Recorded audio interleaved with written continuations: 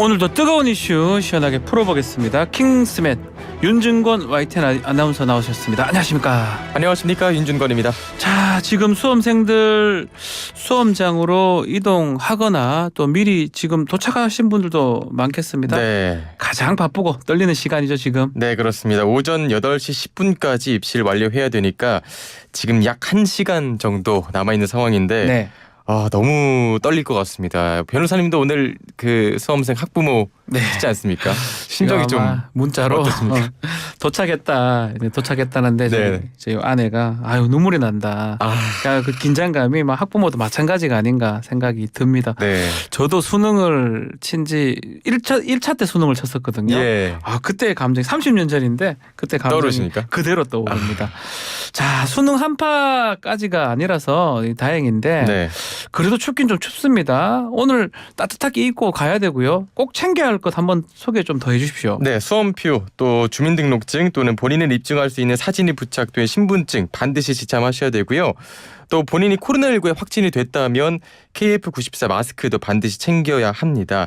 또 전자기기는 안 되는데요. 휴대전화, 스마트기기 등 스마트워치도 포함된다는 사실 잊지 마시기 바랍니다. 자, 오랜 시간 준비하느라 고생 많으셨고요. 수험생 여러분들 긴장하지 말고 이 말 필요할까 싶은데 공부한 대로 평소처럼 한다면 모두 기대 이상의 결과를 낼 수 있을 것 같습니다. 화이팅의 말씀 드리겠습니다. 네, 화이팅입니다. 예, 화이팅입니다. 자, 정부가 주택 경기 침체에 따른 주택 공급난 해소를 위해서 수도권의 대규모 공공택지 후보지 어제 발표를 했는데요. 예. 지금 5곳에 약 8만 가구 규모네요. 네, 일단 수도권은 구리, 오산, 용인 3곳에 6만 5,500가구, 또 비수도권은 청주, 제주 2곳에 14,500가구 공급한다고 밝혔는데요. 지난 9월 26일에 주택공급 활성화 방안을 발표하면서 연말까지 8만 5천 가구 신규 공급하겠다 예고한 바 있는데 그 후속 조치로 볼 수 있겠고요. 네. 또 윤 정부 들어서는 세 번째 신규 택지 발표입니다. 지난해 11월 김포 한강 2지구에 4만 6천 가구, 또 올해 6월 평택 지제역 역세권 3만 3천 가구, 진주 문산 6천 가구를 합하면 총 16만 5천 가구를 공급하게 됩니다. 최근 부동산 시장에 주택 공급 부족 문제 불거졌잖아요. 또 네. 불안 심리도 커지고 있고요. 결국 정부가 나선 거다 이렇게 봐야 되는데 각 지역들의 특성이 어떻게 됩니까? 일단 모두 기존 택지 주변이고요. 네. 또 산업단지 가까워서 일자리 풍부하고 주택 수요가 높은 곳들이다 이런 공통점이 있고 구리토평 2지구부터 보면 한강변이어서 네. 서울 동부권과 접해 있습니다. 서쪽으로 중랑구랑 붙어 있고 또 남쪽으로는 바로 강동구여서 사실상 생활권 자체는 서울이다라고 볼 수 있는 지역이고요. 아하. 오산 세교 3지구 5곳 중 규모가 가장 큽니다. 아하. 3만 1천 가구고요. 예. 화성, 용인, 평택 반도체 클러스터 중심부에 위치해 있어서 일자리가 일단 풍부하고요. 또 2025년에 개통하는 KTX 그리고 현재 추진 중인 GTX-C 연장 등 철도 교통 접근성이 좋아지는 곳입니다.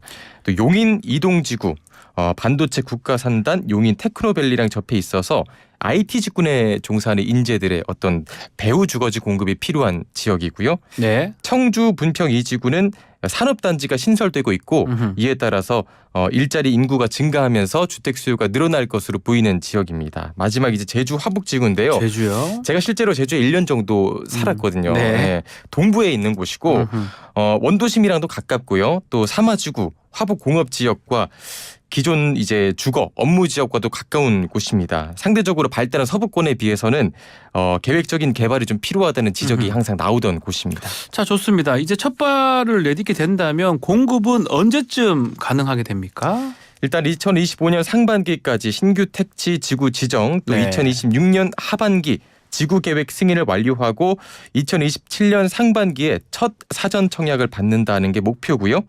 본 청약 후에 공사기간 고려했을 때는 빠르면 2030년대 초반에 입주가 가능할 것으로 보입니다. 네. 자, 주택 공급난 해소에 도움이 될지 주목이 되는데, 자, 이와 함께 네. 1기 신도시 특별법 역시 급물살 타고 있습니다. 자, 앞서서 윤석열 대통령 국무회의에서 이거 얘기를 했었지 않습니까? 네, 그렇습니다. 노후계획도시 정비를 위한 네. 특별법, 일명 1기 신도시 특별법이 지난 3월에 발의가 됐는데 아직 상임위 문턱을 넘지 못하고 있다 이렇게 말하면서 연내 국회 통과가 될 수 있도록 적극적인 논의를 해줄 것을 국회에 당부했습니다. 1기 신도시 특별법, 노후계획 도시 특별법 이렇게 칭하기도 하는데요. 네. 어떤 부분이 핵심입니까? 결국 규제를 완화해 준다는 네. 건데 가장 핵심적인 내용은 용적률 상향입니다. 높이죠. 건물 예. 높이. 예. 현재 1기 신도시 5곳의 용적률만 봐도 꽤 높은 수준이거든요. 180% 평균 180% 정도 되는데 네. 이렇게 용적률이 높으면 이제 재건축을 하더라도 추가로 지을 수 있는 주택의 한계가 있기 때문에 수익성이 떨어진다는 점이 있습니다. 그래서 이를 종상향 그러니까 2종 주거지역을 3종 주거지역으로 네. 3종 주거지역은 준주거지역 혹은 상업지역으로 상향시켜서 용적률을 최대 500%까지 높이는 방안을 추진 중인데 500%요. 예. 예. 이렇게 되면 이제 15층 정도인 아파트 30층 정도까지 높아질 수 있는 거고요. 그럼 신규 주택이 많이 생기기 때문에 수익성이 좋아진다는 장점이 있습니다. 여기에다가 또 안전 진단을 면제 또는 완화해 줌으로써 일종의 허들을 또 제거해 준다 이런 네. 내용입니다. 자, 이 법안 통과가 된다면 이 적용 범위 몇 가구 될 것 같습니까? 우선 대상은요. 예. 이 택지 조성 사업 완료 후 20년 이상 지난 100만 제곱미터 이상의 택지인데 예. 이를 적용했을 때 전국에 51개 지역이 일단 대상이 될 것으로 보이고요. 지역이 많네요. 예. 예. 기존 1기 신도시죠. 경기 일산, 또 분당, 평촌. 중동, 평촌, 네. 산본뿐만 아니라 음흠. 또 서울 상계, 중계, 목동, 개포, 수서 아하. 여기에 이제 부산 해운대, 대전 둔산, 인천 연수까지 포함될 것으로 보이는데 음흠. 다만 합의를 하는 과정에서 네. 이 51곳이 모두 포함될지는 미지수입니다. 자, 개포동, 목동 아마 이미 특별법 시행하고 이 별도로 자체적으로 재건축 추진하는 경우가 많기 때문에 네. 이게 포함될 수 있을지 한번 봐야 될 것 같은데, 자, 그렇다면 지난 3월 여당에서 발의한 그 당시 야당이 특정 지역 특혜다 이렇게 반대를 했는데요. 이 부분들은 이번에 추진될 수 있을까요? 네, 당시 이제 야당 반대로 국토의 문턱을 예, 넘지 못 못했는데 넘었죠. 이번에는 민주당이 입장을 바꿨습니다. 윤 대통령이 요청하기 하루 전에 네. 1기 신도시법 논의 먼저 나서면서 재정 추진을 공식화할 만큼 이미 여야 공감대가 좀 형성이 됐다는 분위기이기 때문에 입법 논의가 될 것으로 보고 있습니다. 야당이 이렇게 입장이 바뀐 이유가 뭡니까? 아무래도 내년 총선 5개월 앞둔 총선이 있으니까. 상황이기도 하고요. 예. 대상 지역 절반 정도가 지금 수도권이기 때문에 총선용이다 이런 말도 나오고 있지 않습니까? 네. 그런 만큼 국민의힘에서도 메가시티 구상까지 또 펼치고 있고 민주당 입장에서도 수도권 표심 잡기에 나선 것이다라는 관측이 보이죠. 빠르게 처리된다면 언제쯤 가능합니까? 상임위 법안 소위 심사가 일단 이번 달 말에 예정된 만큼 속도를 낼 경우에는 다음 달 9일 정기국회 종료 전에 본회의 통과도 가능한 상황입니다. 알겠습니다. 자, 다음 소식은 김명수 합참의장 후보자에 대한 인사청문회 이야기입니다. 어제 있었는데요. 예. 청문회 시작 전부터 여러 의혹이 나왔는데 소명이 좀 됐습니까? 제대로 소명은 좀 안 되는 모습이 보였고 예. 이제 더 이상 청문회 진행이 의미가 없다라면서 이제 야당 의원들이 퇴장하면서 청문회가 끝났습니다. 그냥 끝나버렸어요? 네. 예. 일단 의혹들을 좀 보면요. 네. 자녀 학교 폭력 문제, 학폭. 예. 예. 또 근무 시간대 주식 투자를 했다는 의혹. 예. 그리고 근무 중에 골프장을 골프까지. 자주 방문했다는 의혹 등 예. 부적절한 처신이 잇따라 드러나고 있는데 자녀 학교 폭력 문제에 대해서는 일단 관련 학생과 학부모에게 사죄드린다라고 말을 했고요.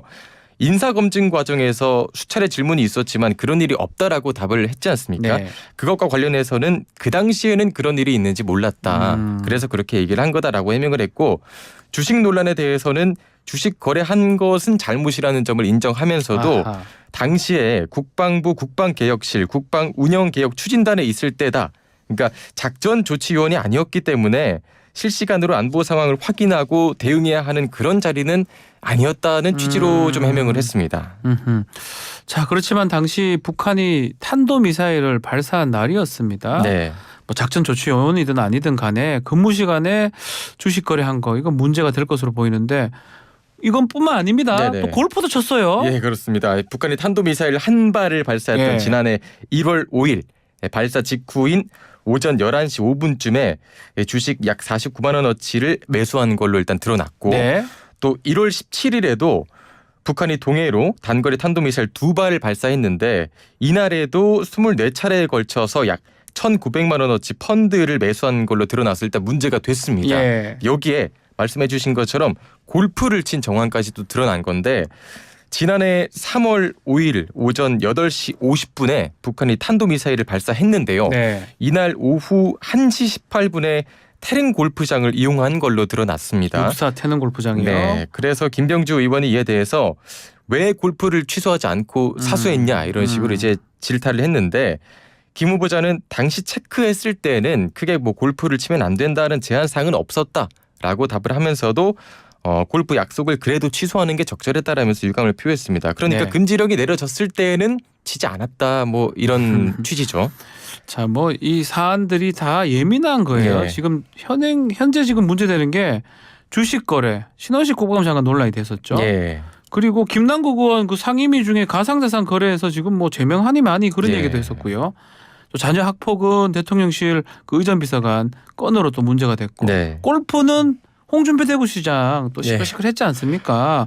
그런데도 이러니까 사실 문제가 많이 되네요. 네, 최근에 있었던 뭐 의혹들이 지금 다 걸렸어요. 쓰리 콤보로. 예, 다 나온 모양이어서 예. 그만큼 더 많이 부각이 되는 모습이었는데 일단 신원식 국방부 장관 또 김승희 전 의전 비서관 논란은 또 꽤나 최근이었습니다. 그렇죠. 예, 신원식 장관은 예산결산특별위원회 전체 회의 도중에 이 주식 관련 메시지를 확인하는 게 이제 포착이 되면서 논란이 됐었고 김승희 전 의전 비서관도 얼마 전이었죠. 네. 자녀 학교 폭력 의혹으로 사퇴하기도 했고 사실 학교 폭력 문제는 좀 여러 번 있었습니다. 네, 윤석열 정부 들어서 이제 4번째로 보이고 그만큼 더 논란이 가속화됐고요.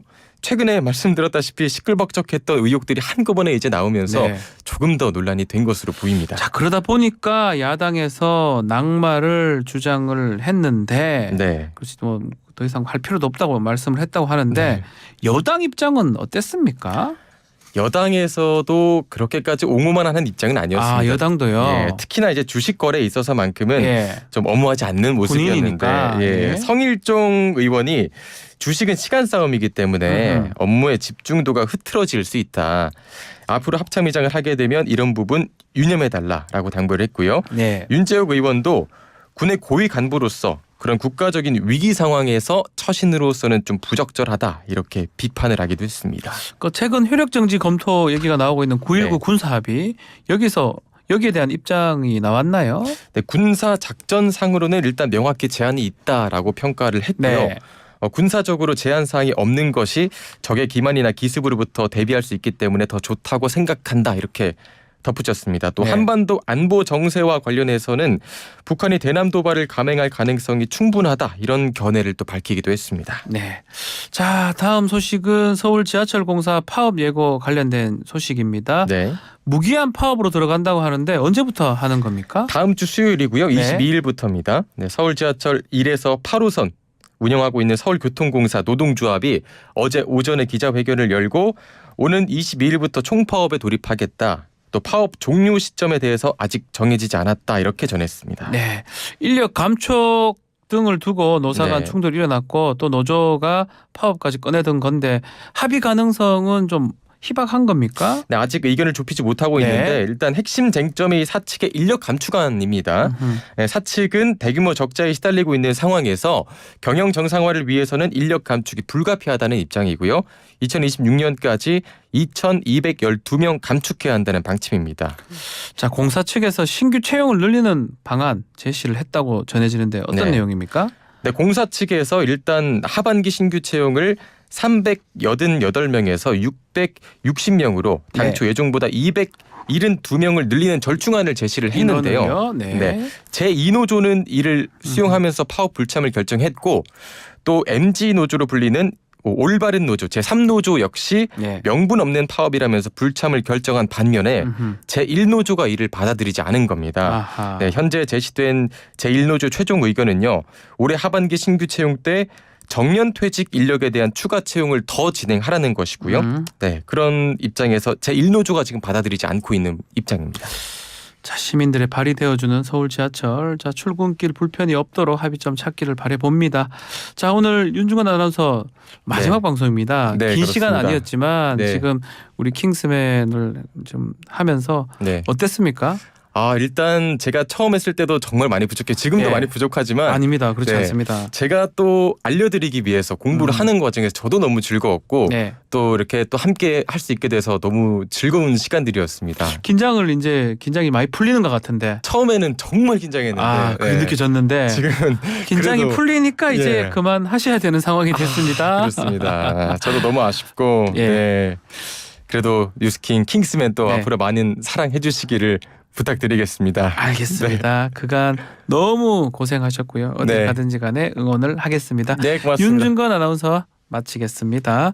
킹스맨 감사합니다. 고맙습니다. 1부 마칩니다.